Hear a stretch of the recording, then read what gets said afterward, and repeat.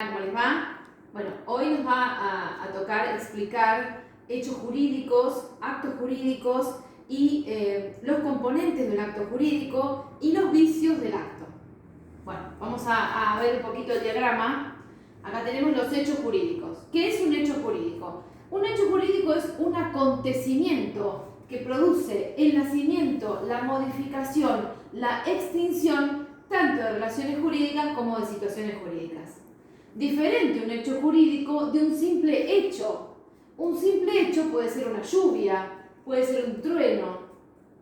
Y es un simple hecho en tanto no provoque situaciones jurídicas.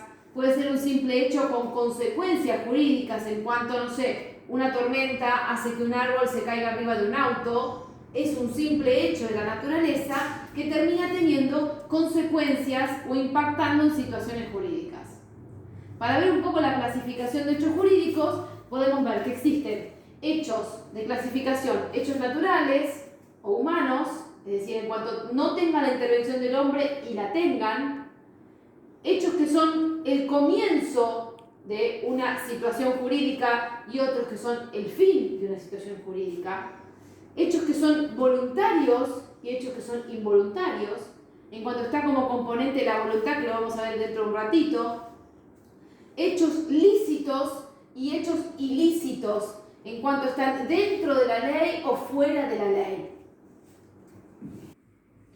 Cuando hablamos de hechos voluntarios, hablamos de que tienen que existir los tres componentes de la voluntad. La voluntad tiene como componente la intención, el discernimiento y la libertad. Entonces, cuando yo digo discernimiento, digo aptitud mental para comprender el significado del acto. Yo tengo que comprender que lo que estoy haciendo es lo que estoy haciendo en realidad. Por eso hay tres ejemplos que no tienen el componente del discernimiento. La demencia, la inmadurez, es decir, un niño de 8 años probablemente no comprenda las dimensiones del acto, ni tenga aptitud mental para comprender las consecuencias de realizar tal o cual acto. Después tenemos accidentes que pueden privar a la persona de un momento, de un tiempo, de razón, que entonces tampoco le permitirían tener una aptitud mental para comprender las dimensiones del acto. Ahora, el otro componente, cuando hablamos de intención, la intención es el propósito de realizar algo. ¿Bien? Entonces, el discernimiento es la aptitud mental, la intención es el propósito, el fin. Cuando digo propósito, digo el fin, ¿no? ¿Con qué objetivo quiero realizar? Si alguno de estos tres componentes falta, no está compuesta la voluntad, requisito esencial de un acto jurídico, que esté compuesta la voluntad. Si no hay intención, por ejemplo, creí que hacía una cosa, entendí que hacía una cosa, hay una falsa comprensión de los hechos, estoy en el vicio del error. Y si yo tengo intenciones de hacer daño, de lastimar, de provocar un daño o acciones para perjudicar al deudor, yo estoy cometiendo dolo. Con lo cual, el dolo en este propósito de dañar afecta la intención. Y en la medida que afecta la intención, afecta un componente de la voluntad. Entonces la voluntad está viciada. Cuando haya vicios en los distintos componentes del hecho jurídico, del acto jurídico, lo que va a pasar es que van a traer distintas consecuencias en los vicios de la voluntad. Por eso hay que ver que de acuerdo al vicio va a afectar un componente distinto, ¿no? Entonces, en la medida que afecte un componente distinto, tendrá una consecuencia que nosotros vamos a ver en un ratito. Ahora, cuando hablamos de libertad, hablamos de la posibilidad de llevar a cabo un acto, ¿no? De llevarlo a cabo. Yo puedo llevar el acto si yo estoy amenazado con que van a secuestrar a mi familia y me obligan a firmar un documento, yo carezco de libertad. Entonces, si bien el acto es válido, yo le firmo un pagaré a Pérez por $1.000.000. Yo firmé el pagaré y es mi firma, pero lo hice con una pistola en la cabeza. entonces el acto tiene el vicio de la libertad. Yo lo hice bajo amenaza de muerte. Entonces no hay una libertad. Y si no hay libertad, el acto jurídico no es válido. Espero que se vaya entendiendo, ¿no? Entonces decimos, si no hay discernimiento, no hay intención y no hay libertad, no se produce la obligación. Cuando hablamos de la clasificación de los actos jurídicos, podemos decir que hay actos que son formales y hay actos que son no formales. La regla en los actos jurídicos es la libertad de las formas. Y lo formal, el requisito formal, ¿qué significa esto? Tener una forma específica para un acto jurídico es la excepción. Por ejemplo, una casa se puede comprar con un boleto de compraventa. Es decir, lo puedo hacer a través de un acto informal, escrito pero informal. Entonces, en este caso, por ejemplo, para una donación, la ley le impone una forma específica, que es la escritura pública. Las donaciones se hacen por escritura pública. Si no se hacen por escritura pública, no son válidas. O sea que en este caso, la forma es un requisito para que tenga eficacia exclusiva, ¿no? Si no tiene esa forma, el acto no es válido. No se puede hacer una donación por un boleto privado, un contrato privado entre las partes. Generalmente es así y hay más requisitos porque están en juego los derechos hereditarios de las partes. También tenemos otro tipo de clasificación en cuanto a actos expresos o actos tácitos. Es decir, los expresos son lo que está manifiesta la voluntad. Por ejemplo, en un boleto de compraventa, las partes manifiestan a través de un acto concreto su voluntad. En cambio, otra es un acto tácito, es decir, que no hay un boleto firmado, un documento firmado, pero sí que hay un acto, ¿no? Un acto, por ejemplo, actos posesorios, voy y ocupo la casa, y si no tengo un boleto me quedo adentro, eso es un acto tácito. Yo tácitamente estoy demostrando que tengo intenciones de poseer esa propiedad. No es un acto expreso, pero sí es tácito. Dejo entender, dejo entrever con mis actos cuáles son mis intenciones. Entonces, cuando hablamos de actos jurídicos, decimos que el acto jurídico es un acto voluntario lícito que tiene por fin la adquisición, modificación o extinción de relaciones o situaciones jurídicas. ¿Cuáles son los elementos del acto jurídico? Sujeto, objeto, causa y voluntad. Nosotros ahora vamos a ver en cada vicio lo que está afectado. Vicios en el objeto, vicios en el sujeto, vicios en la causa o vicios en la voluntad.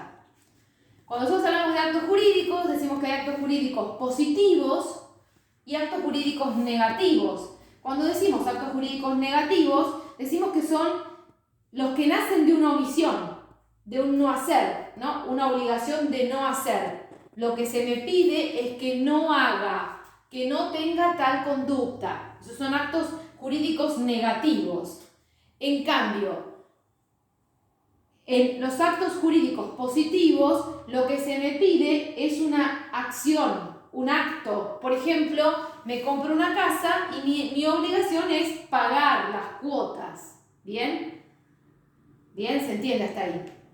Después tenemos actos voluntarios y actos involuntarios, es decir, actos que dependen, que tienen comprometida la voluntad, ¿no? El discernimiento, la intención y la libertad, que son los componentes, o actos involuntarios, en donde no existe o está afectado un componente de la voluntad.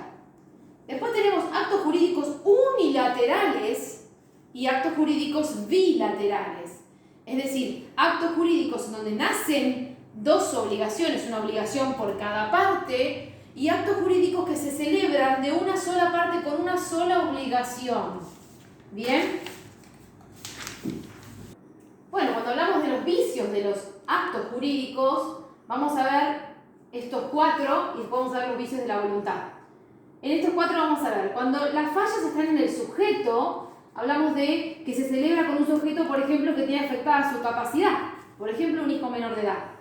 La edad está impuesta, la mayoría de edad, para adquirir todas las atribuciones y la completa capacidad para celebrar actos jurídicos. Cuando un hijo es menor de edad, hay actos jurídicos muchos que no puede celebrar. Y si fuere celebrado en estas condiciones, el acto no sería válido porque falla el sujeto. Ahora, Cuando falla el objeto, está contemplado en el artículo 279 del Código Civil, que pueden consultar por Google. Ay, por Google dije. No puede ser, en este caso, el objeto no puede ser ni contrario a la ley, ni a las buenas costumbres, ni a la moral, ni a la libertad de conciencia. Es decir, el objeto tiene que ser lícito y de acuerdo a los parámetros sociales. Probablemente el objeto de un acto jurídico acá no es igualmente válido que en sociedades que tienen otro tipo de creencias y costumbres sociales, donde, bueno, por ahí están opuestos a nuestra idiosincrasia. Por eso la validez del objeto está relacionada también con la sociedad en la que se celebra, ¿no?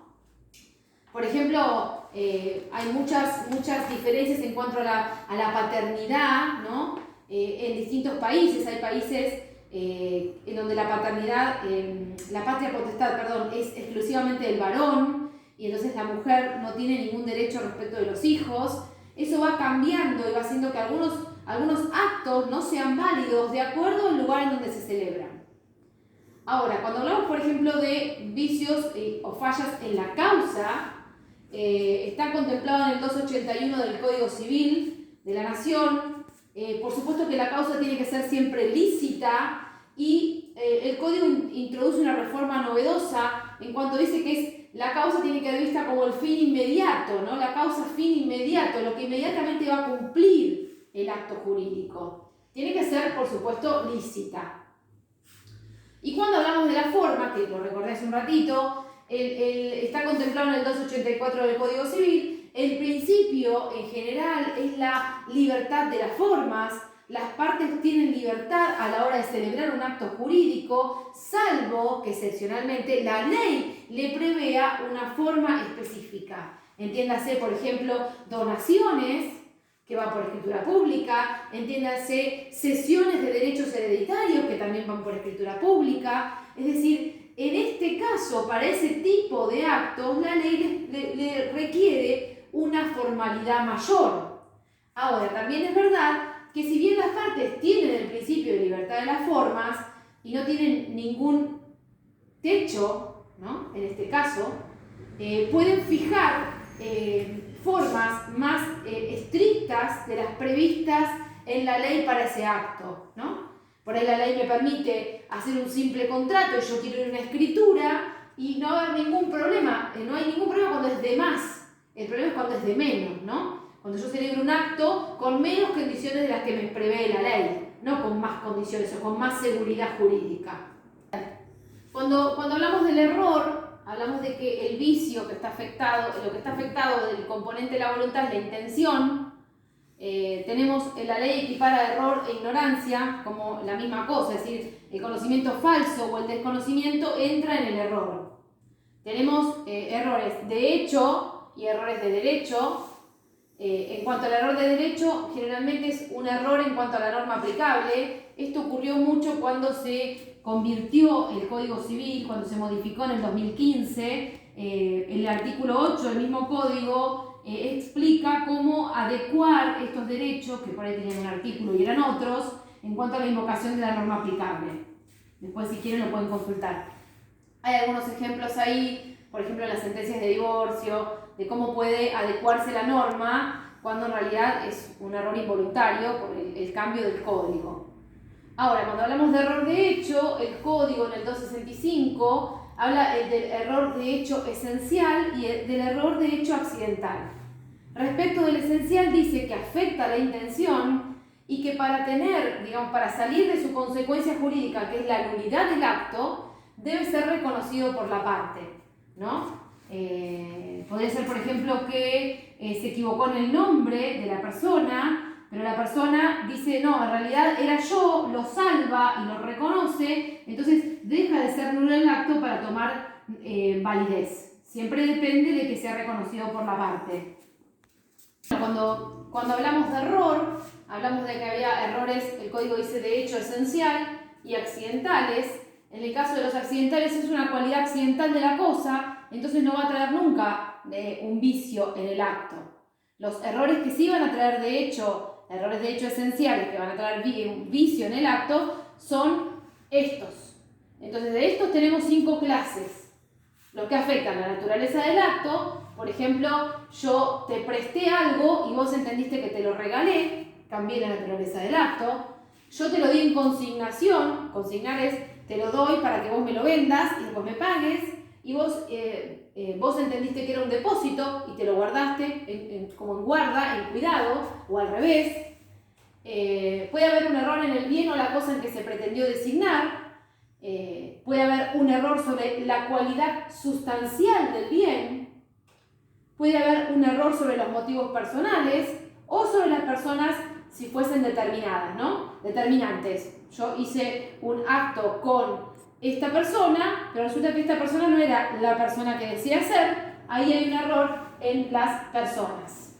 Estos son las 5 clases de errores esenciales que van a traer como consecuencia la nulidad del acto y van a depender de su validez, como dijimos hace un momento, de que la otra parte lo reconozca. ¿Bien? Bueno, el otro vicio de la intención, el primero era el error, ¿no? La ignorancia o el error, y vimos el esencial y el accidental, cuál de los dos traía consecuencias jurídicas y cuál no. Y ahora vamos a ver el otro componente de la falla en la intención como componente de la voluntad. Recuerden que los componentes de la voluntad son la intención, la libertad y el discernimiento. Y ahora estamos en los vicios de la intención. Los vicios de la intención son el error y el dolo.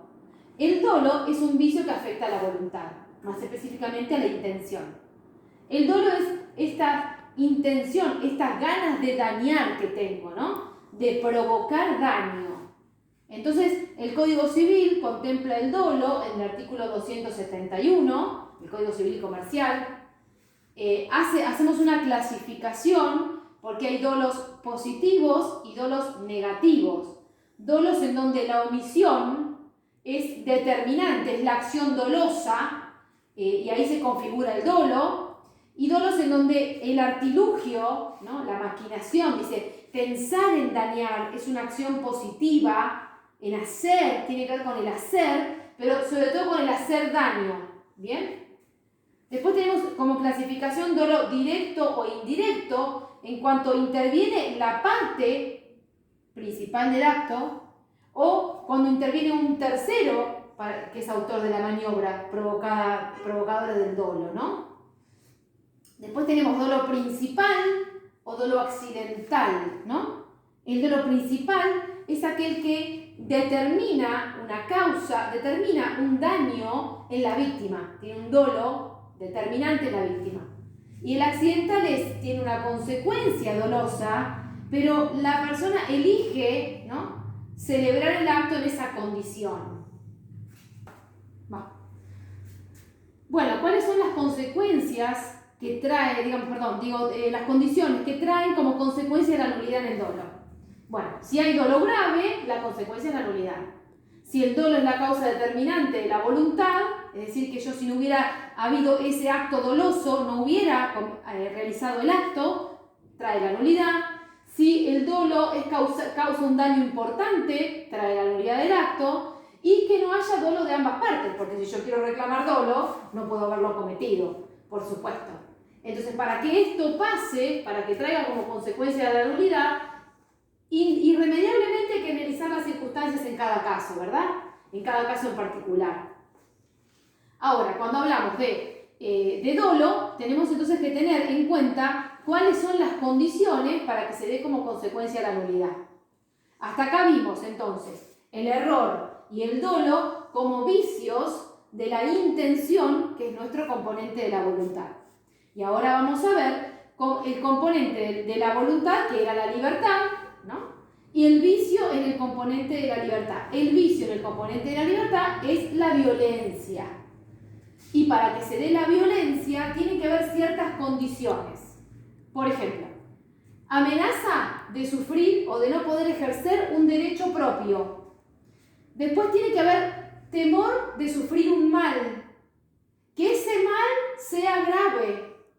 Que ese mal sea inminente. Es decir, yo no puedo amenazar con que la verdad te voy a matar en el 2088. No, tiene que ser ahora. ya, en media hora, en un rato, si no lo haces inmediatamente, inminente, el mal grave que tengo que sufrir y que no puedo ejercer un derecho propio. También puede ser un terror o un temor de sufrir un mal grave, inminente sobre un familiar, sobre un tercero. A veces la amenaza no es sobre un derecho propio o sobre mi propia persona, sino para que sufra el mal el tercero. Entonces, cuando se dan estas condiciones, está afectada la libertad a la hora de celebrar un acto. Es lo que yo dije al principio, si yo firmo un boleto de compraventa, firmo un pagaré con una pistola en la cabeza, evidentemente no lo estoy haciendo con libertad. Si para firmar el pagaré tengo sentado a mi hijo enfrente y lo están amenazando de muerte con una pistola en la cabeza, lo firmo. Digo, no lo firmo. No lo firmo. Entonces, cuando pasan esas condiciones, cuando se dan todas estas condiciones, sufrir un mal de manera grave, inminente, sobre un derecho propio o sobre un tercero, tengo afectada la libertad como componente de la voluntad. Bueno, cuando hablamos de otro de los vicios de la libertad, hablamos de la simulación. La simulación afecta la buena fe de las partes. Y el acto presenta, ¿no? El objetivo del acto es provocar un daño y presenta una apariencia de acto verdadero, el acto simulado. Puede haber una simulación absoluta o una simulación relativa. Es decir, hay una simulación con un acto absoluto cuando nada de lo que ocurre es verdadero. Por ejemplo, yo le voy a donar a uno de mis hijos una propiedad, pero lo que hago es celebrar un boleto de compraventa. Entonces, nunca me va a pagar y yo nunca se lo voy a vender. Lo que estoy haciendo es disimular una donación que tiene como una consecuencia el haber sucesorio. También podría pasar que yo se lo quiero donar a cualquier otra persona y no quisiera que mis hijos me digan que eso representa una porción mayor de la porción hereditaria y lo traigan al bien. Entonces lo que hago es simular una compraventa. En este caso, la simulación es absoluta. Ahora, cuando yo, por ejemplo, simulo una venta o una compra, pero no tengo intenciones ni de vender ni comprar, ni me lo van a pagar y solo queda en el documento, la acción es relativa, ¿no? El acto simulado es relativo. También tenemos como clasificación que los actos son lícitos, las simulaciones son ilícitas. Son lícitos cuando son inocuas, cuando no afectan a ninguna de las partes por fuera del acto. Y son ilícitas cuando afectan a un tercero. Véase este caso que afecta a los herederos, ¿no? El tema es que para la simulación, para que esto ocurra, esto pasa mucho con los testaferros, que simulan, ¿no? Vender sus propiedades y después hay un contradocumento que acredita que le son propias, pero que para evadir impuestos o para tener que pagar menos, generalmente, para poder disimular que esa plata no es bien avenida para comprar los bienes, lo que hacen es colocar testaferros a la hora de comprar y después hacer contradocumentos que hablan del origen real del bien y de quién es la propiedad real, ¿no? Último vicio, últimos dos, lesión y fraude. La lesión es un vicio que afecta a la buena fe de los actos jurídicos, tiene como propósito la lesión, es una desventaja patrimonial importante entre las partes que celebran el acto. Por ejemplo, vendo mi casa a un precio que no es el del mercado, es inferior al del mercado. Hay otra parte que se aprovecha de mi necesidad y recibe una propiedad por un precio desproporcionado. Entonces tenemos la lesión objetiva, que es una desproporción entre el que da y el que recibe, como el caso que mencioné, o tenemos una desproporción subjetiva que tiene que ver con la condición del sujeto, es decir, con aprovecharme de la inexperiencia o la debilidad psíquica del sujeto para celebrar el acto jurídico.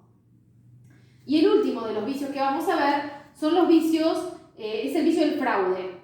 El fraude tiene como propósito perjudicar o defraudar a los acreedores y es una persona que intencionalmente se desapodera de los bienes, ya sea en forma real o en forma simulada, con el objetivo de perjudicar a los acreedores, es decir, que los acreedores no puedan recurrir a su patrimonio para liquidar sus deudas.